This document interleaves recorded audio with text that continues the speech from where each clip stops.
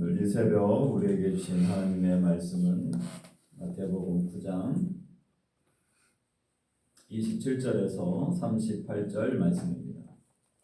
마태복음 9장 27절에서 38절 말씀까지 한 절씩 교독하겠습니다. 예수께서 거기에서 떠나가실새 두 맹인이 따라오며 소리질러 이르되 다윗의 자손이여 우리를 불쌍히 여기소서 하더니 예수께서 집에 들어가시니 맹인들이 그에게 나아오거늘 예수께서 이르시되 내가 능히 이 할 줄 믿느냐 대답하되 주여 그러하오니라. 이에 예수께서 그들의 눈을 만지시며 이르시되 너희 믿음대로 되라 하시니 그 눈들이 밝아진지라. 예수께서 엄히 경고하시되 상과 아무에게도 알리지 말라 하셨으나 그들이 나가서 예수의 소문을 그 온 땅에 퍼뜨리니라. 그들이 나갈 때에 귀신이며 말 못하는 사람을 예수께 데려오니 귀신이 쫓아나고 말 못하는 사람이 말하거늘 우리가 놀랍게 여겨 이르되 이스라엘 가운데서 이런 일을 본 적이 없다 하되 바리새인들은 이르되 그가 귀신의 왕을 위하여 귀신을 쫓아낸다 하더라. 예수께서 모든 도시와 마을에 두루 다니사 그들의 회당에서 가르치시며 전국 복음을 전파하시며 모든 병과 모든 약한 것을 고치시니라. 우리를 주로 불쌍히 여기시니 이는 그들이 부정없는 양식이 고생하며 견디느니라. 이에 제자들에게 이르시되 추수할 것은 많되 일꾼이 적으니 그러므로 추수하는 주인에게 청하여 추수할 일꾼들을 보내주소서 하라 하시니라. 아멘. 오늘 말씀에서는 세 가지 중요한 주제들이 나오고 있습니다. 첫 번째 오늘 본문 27절에서 나오는 두 맹인들, 두 시각장애인들을 예수님이 고쳐주시는 장면과 또 말 못하는 사람을 고쳐주시고 또 예수님께서 무리들을 불쌍히 여기시면서 이들을 위해서 추수할 일꾼이 적으니 추수할 일꾼을 보내달라고 그렇게 기도하라 그런 내용들을 오늘 담고 있습니다.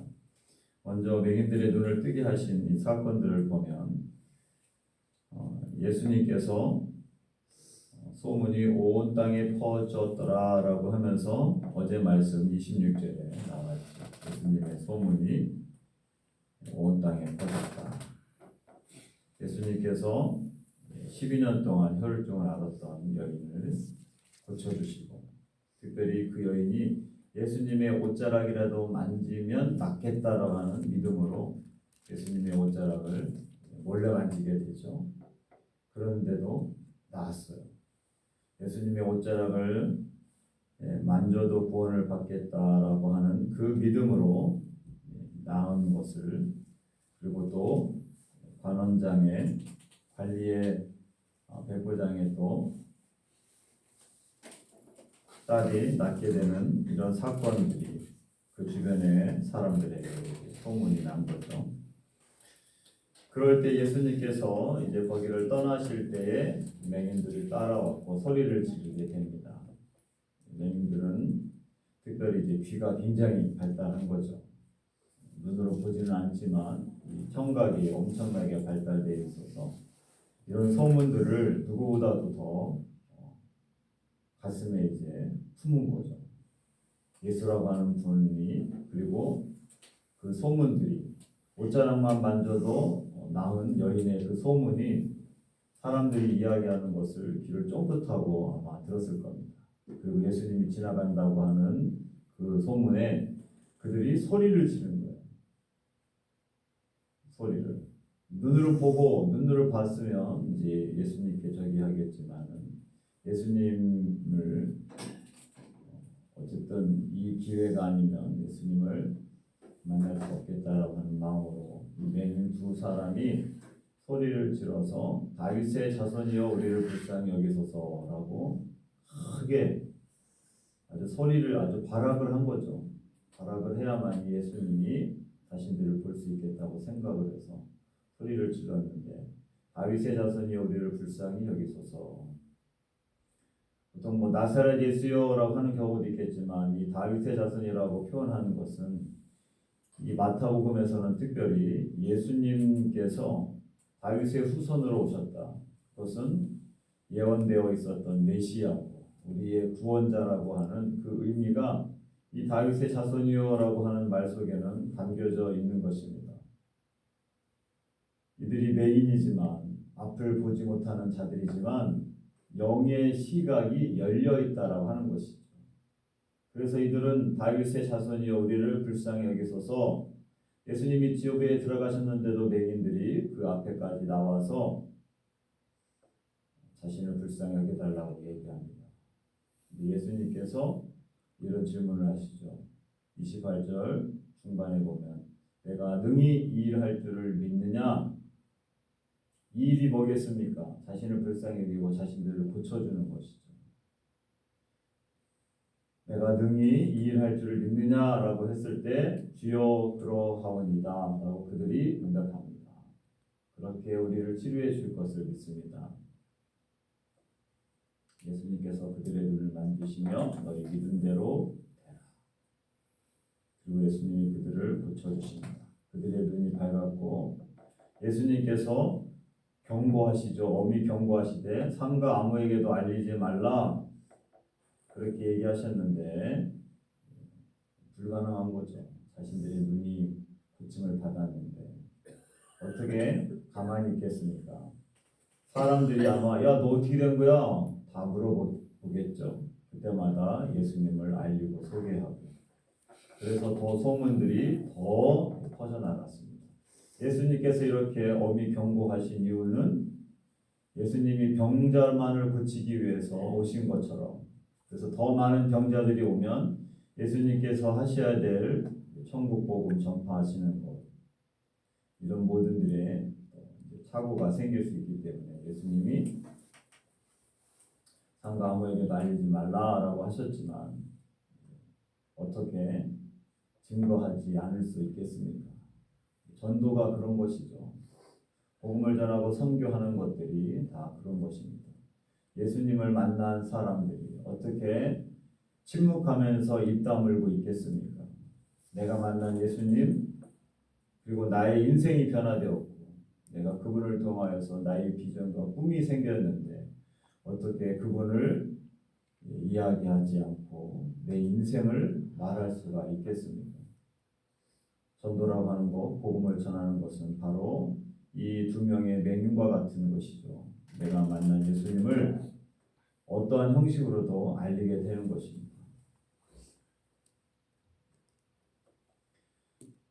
그리고 이제 32절부터 34절까지는 말 못하는 사람. 근데 그 말 못하는 사람이 귀신이 들려서 말 못하게 되었다라고 하는 것입니다. 그런 이제 증세들이 보였겠죠. 그냥 말을 못하는 개념이 아니라 그에게 뭔가 다른 영이 있음을 주변의 사람들도 보고 알 수 있었다라고 하는 것이죠. 근데 그를 예수님께 데려왔을 때 예수님이 귀신을 쫓아내고 그 사람을 말하게 합니다.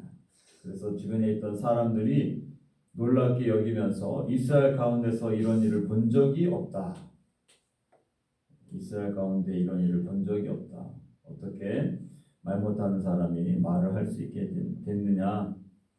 그런데 여기에 대해서 이렇게 예수님이 하신 일들을 놀랍게 여기면서 위대한 분이라고도 이야기하지만 34절 말씀 보니까 그 와중에서도 눈으로 보기도 하고 듣기도 했지만 바리새인들은 예수님을 인정하지 않습니다.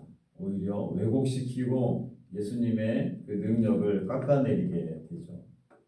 오늘 이렇게 얘기합니다. 34절에 보면 바리새인들은 이르되 그가 귀신의 왕을 의지하여 귀신을 쫓아낸다 하더라.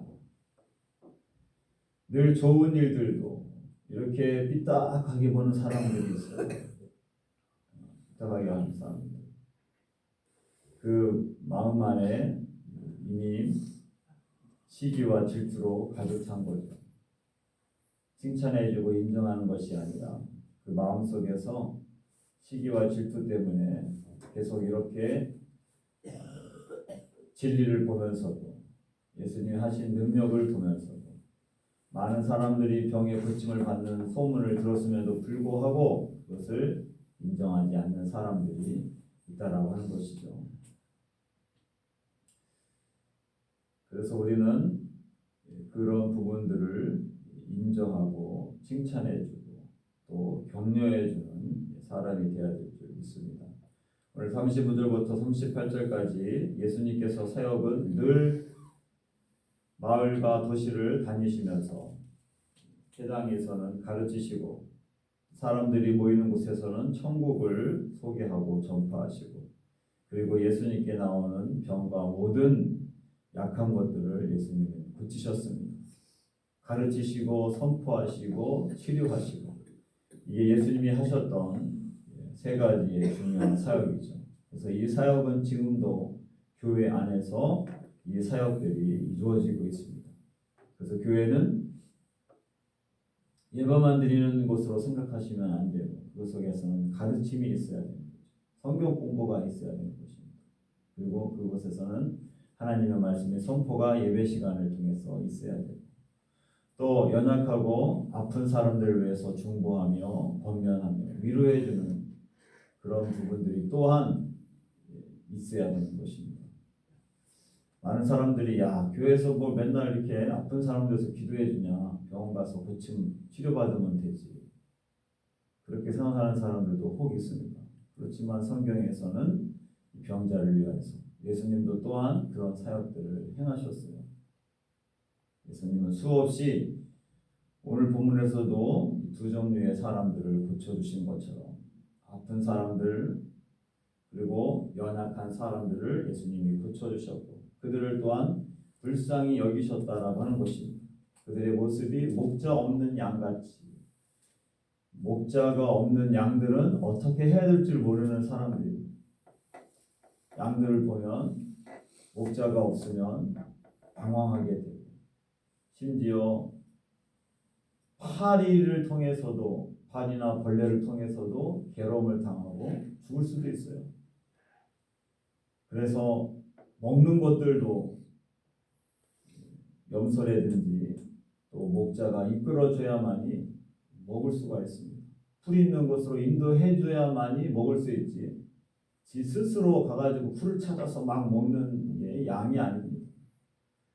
목자가 있어서 푸른 초장으로 인도해줘야 돼요. 실만한 물가로 이끌어줘야만이 양이 먹을 수 있다고 하는 거예요. 그렇게 목자가 있어야 되는데 목자 없는 양과 같은 이 사람들을 보면서 예수님이 긍휼히 여겨주시고 불쌍히 여겨주셨다고 하는 것입니다. 그러면서 37절부터 38절 말씀 우리가 잘 알고 있는 말씀이죠. 추수할 것은 많되 일꾼이 적으니 그러므로 추수하는 주인에게 청하여 추수할 일꾼들을 보내주소서 하라 이 말씀을 하시게 됩니다. 추수할 것이 너무 많다. 추수해서 다 익어서 떨어지려고 하는 그 가운데 추수할 사람들이 필요하다는 것이죠.